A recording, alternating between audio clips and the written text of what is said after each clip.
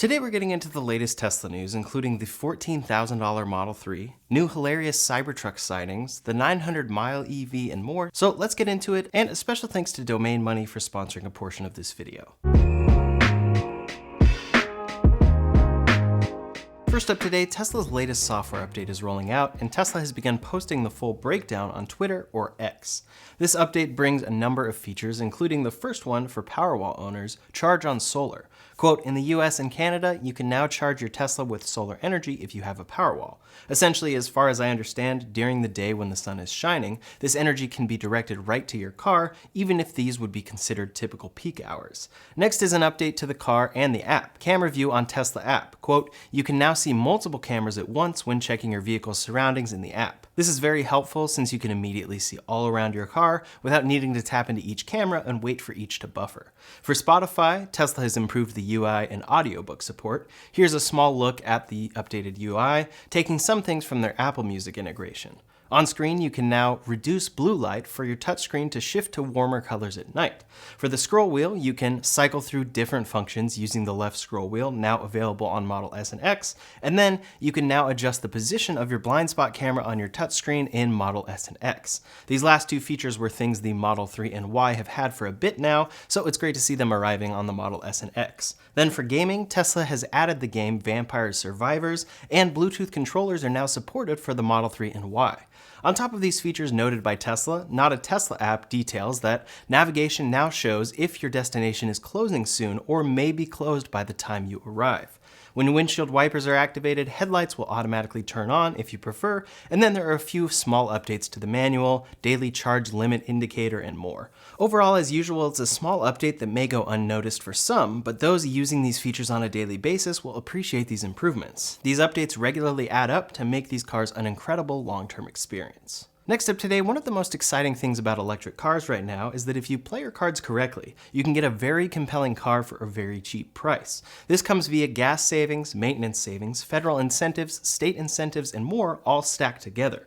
I like to feature these costs periodically when a great example comes in, and right now there's a way to get a brand new Tesla Model 3 for under $14,000 in California. Let's look at how this is possible. First, the starting price of the Model 3 rear-wheel drive is $40,240. That's a reasonable price, but in inventory, Tesla is offering discounts. We think these discounts are due to the impending Project Highland refresh, but either way, it's an opportunity to secure a Model 3 under list price.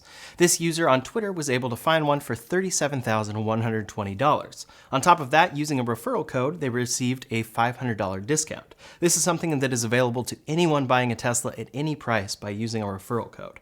After that came various state, local, and federal incentives. $7,500 from the Clean Vehicle Rebate Program in California, $4,000 from the Electrify Your Ride program from Central Coast Community Energy, $4,000 from the Monterey Bay Air Resources District EV Incentive Program, and $7,500 as a federal tax credit.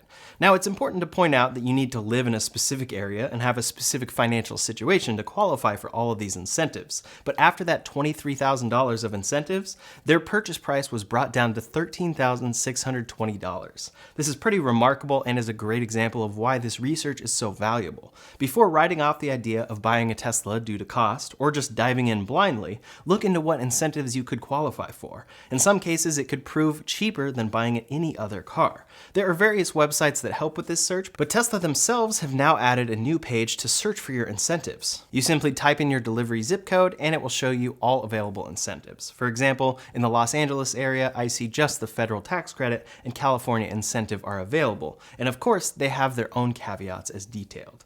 This is very useful, and I'm glad to see Tesla adding these details in. You may not be able to get $23,000 off, but certain incentives can really add up. Next up today, the latest Cybertruck sightings. Various users on Twitter, or X, have found the originally wrapped Cybertruck out testing in the wild. Here, this user got a great close-up of the truck in all of its glory. We can see a lot of the details that get highlighted by this wrap, and it's really just exciting to see this vehicle up close in its nearly production-ready form. That wrap has been spotted on multiple trucks in the wild, but a new camouflage wrap was spotted recently as well. This one is much darker and has a fun pixelated design that matches this crazy truck's video game-like design.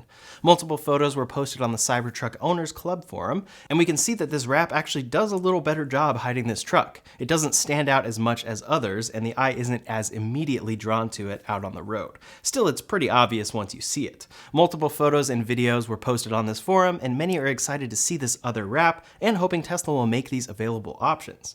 The wrap is helping this truck look quite different and more interesting than the blank stainless steel version. While Tesla has been testing those out in the wild, a new photo of the Cybertruck getting wrapped was leaked. It shows us two things. First, Tesla is spotted here wrapping the Cybertruck to look like an F-150. One of the biggest issues people have with this truck, in the general opinion at least, is that it looks too weird. So Tesla could very well be planning to take this out, testing, to show it off and say, hey, it looks like a truck, will you buy it now? It's definitely funny to see, and I can't wait until Tesla puts this out in the wild. Of course, immediately as well, we can see that the front trunk is wide open here. This again confirms the mega front trunk concept, that the hood will open all the way like this, but it also raises questions as to how mega this frunk will be. The hood raises in this way for easy loading, but there is no frunkliner in this model, and it looks like the available space, once installed, is fairly shallow. The F-150 Lightning has this style of frunk, but it goes much deeper than we can see on this Cybertruck. This could very well be the one area that the Cybertruck has had to sacrifice in space. On Tesla's most recent earnings report, they said Cybertruck will be the first sub-19-foot truck fitting into a garage that has both 4 doors and 6+ foot bed. So this truck is purposely smaller than others, still providing the same functionality, and it looks like the front trunk is where some space can't match that of others like the F-150 Lightning. Overall, I think it will still prove very useful thanks to its large bed, but I'm really curious to see the Cybertruck's front trunk once this liner is installed. There could be more space in there than we expect from these new photos. At the same time, this is a hilarious wrap, and it's definitely drawing easy attention to the Cybertruck, which always seems to be Tesla's goal. Before we go any further, I'd like to thank today's sponsor, Domain Money. Preparing for the future can sometimes be confusing and stressful, especially when it comes to retirement. No matter what your money management needs are, Domain Money can handle it for you. They give you your own dedicated financial advisor that's available to chat whenever via text, FaceTime, or phone call. So say you come into a bit of money either from a bonus from work or a gift, you can ask your financial advisor anytime what you think the best move might be. Domain Money offers a bunch of different features that can help you get on track as well, like investing, taxes, and insurance. You can set up auto payments that are pulled automatically from your bank account, and they'll invest your money into tax-advantaged accounts, lowering your tax bill at the end of the year. Then your Domain Money advisor will prep and file your taxes. They'll also review your life, car, and home insurance to make sure you're getting the best rates and coverage. Domain Money is much cheaper than traditional financial advisors, costing just $79 per month. For myself, that is one of the best parts about Domain Money. With financial advisors, there's always the fear that you're paying for something and not actually seeing a real benefit. With Domain Money, it's great, affordable, and your advisor is available to chat in whatever way works best for you. For me, it's often via text. If you click the link in the description below, you can skip the waitlist for Domain Money. Next up today, Toyota has unveiled plans for a new EV battery technology. They say it could deliver up to 900 miles of driving range, and many are saying it's the holy grail of battery vehicles. Toyota has been working on this for some time, but says that they've simplified production of the materials used to make solid-state batteries and plan to roll it out in a model by 2025 that will extend cruising range by 20%. Quote, a higher performance version is still under research and development, but has the potential to deliver 50% more cruising range. That's enough to get you from New York to Chicago and have some left over, and then charging this car should only take 10 minutes. For that next-gen vehicle, Toyota plans to be producing them in 2026 and 2027. Overall, the biggest news here is that Toyota claims it has made a breakthrough in solid-state battery manufacturing that will actually make this product easier to produce than lithium batteries. This is the bottleneck for electric vehicle production, so bringing these new technologies out in a way that is easier to make than current lithium batteries would be huge. The logical follow-up then is, what about Tesla? Tesla's priority is production scaling. Right now, they are successfully scaled on lower range EVs compared to 900 miles with smaller battery packs. Toyota is nowhere close at this current moment. In fact, they currently only make one true battery electric vehicle in the US, and it's a pretty rough first EV offering with many flaws. For the time being, Tesla doesn't need to compete on range, but if these advances come, surely they would need to. That's where it's important to remember that Tesla does embrace whatever technology they find to be the best and able to be scaled. If this technology proved true, and Toyota could actually deliver a reasonably priced 900-mile EV, that would be a game changer for many customers. Tesla would have to shift and compete. So how real is this report? Well, it seems legitimate on Toyota's side, but let's look back 9 years ago. In 2014, headlines said Toyota to offer high-performance solid-state batteries in 2020.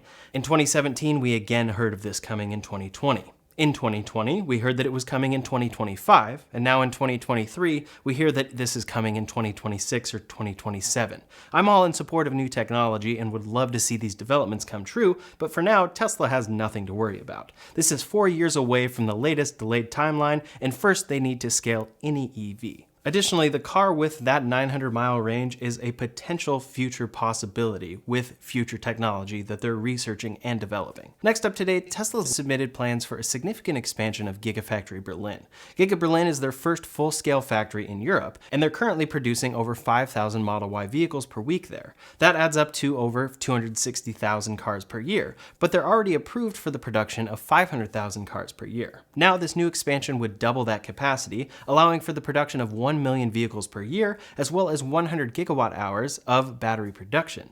That additional battery production will be very important for Tesla moving forward because, like many other EV makers, batteries have been the limiting factor in vehicle production for Tesla.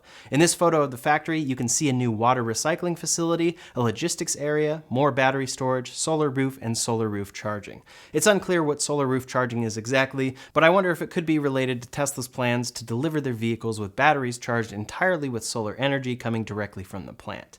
That would require new vehicle charging infrastructure at this plant, so that could be what this is. This expansion will reportedly happen in 3 stages, with the first one becoming fully operational in the first half of 2024. That's assuming these plans are fully approved. This factory has a history of experiencing delays due to not receiving approval from the German government on time, so we may see that again here. Next up today, some updates about Tesla's NACS charger. Tesla officially announced they would be opening up their superchargers to non-Tesla EVs in November of last year, and at the same time renamed their connector the North American Charging Standard.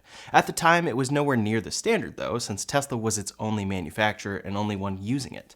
Then in May, Ford announced they would be adopting NACS on their upcoming vehicles, and GM followed suit. With these 2 major automakers deciding to make the switch, we've seen many other automakers and public charger manufacturers making similar moves. We're at a point now where it's starting to actually become a standard, which means it needs to be managed by an organization separate from Tesla. The Society of Automotive Engineers is a professional engineering organization which develops industry standards, and they've taken over creating an independent standard that is no longer controlled entirely by Tesla. This way, they can ensure fair ground rules for everyone that's going to be using it, which seems like it'll be every EV maker in America in the near future. Now, the SAE has voted to form a task force to expedite its NACS standardization process, which could mean NACS will truly be the standard charger here in about a year.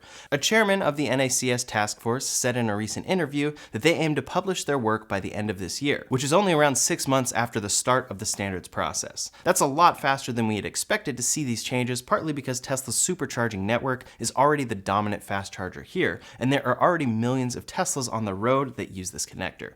NACS is a proven science at this point, so there's less to work through than there would usually be. Once it's an actual standard, it may change names though to J3400, similar to J1772. So we've mostly been thinking about this change in the context of DC fast charging, but where most EV drivers usually charge is at home with an AC outlet. The SAE also points out here that NACS is faster than J1772 in this case too. NACS can use an input voltage of up to 277 volts, whereas J1772 can only use around 208 to 240 volts. In addition to it being faster, that also makes it easier to set up public AC chargers in areas like parking garages, workplaces, and apartments, because those commercial customers won't need to install their own transformers.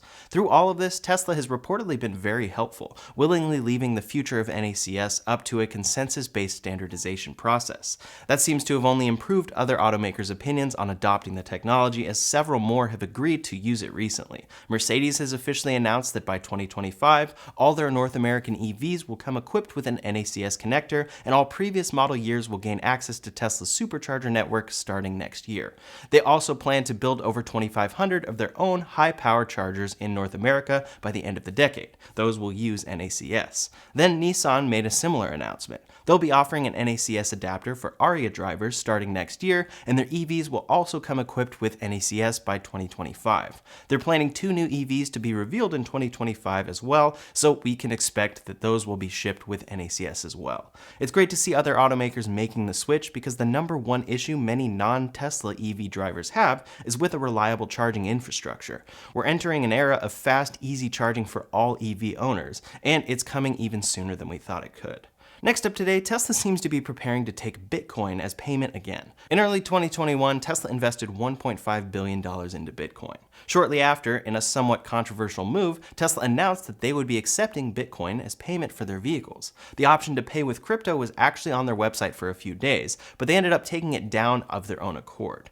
At the time, they said it was because it was bad for the environment and therefore against their mission. Quote, "We are concerned about rapidly increasing use of fossil fuels for Bitcoin mining and transactions, especially coal, which has the worst emissions of any fuel." That almost sounded like an afterthought though, especially considering they had already invested so much money into it. Instead of selling their stake immediately, they said that they would resume taking Bitcoin as payment once it showed a higher mix of renewable energy.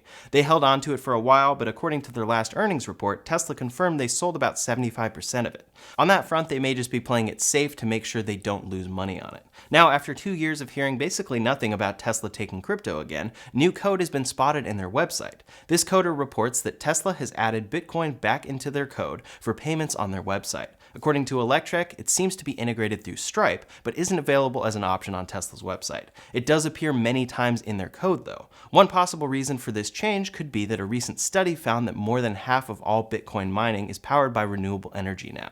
That may not be a strong enough argument for Tesla to justify accepting Bitcoin as payment though. Many fans would likely be disappointed by this move because the mining process is still doing damage and is highly inefficient. Some have argued that the renewable energy going into Bitcoin mining is being wasted and could have been used to help transition the rest of the grid. On the other hand, Tesla only promised that they would wait until it used a higher mix of renewables, not 100%. This is just code for now though, so we'll have to wait and see if this makes an appearance on their website.